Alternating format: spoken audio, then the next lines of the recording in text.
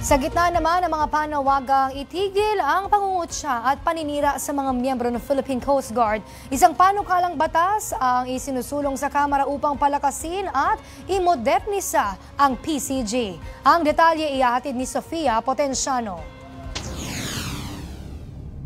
Isinulong ni Deputy Majority Leader at Lanao del Sur 1st District Representative Zia Alonto Adyong ang House Bill No. 5552 o ang Revised Philippine Coast Guard Law.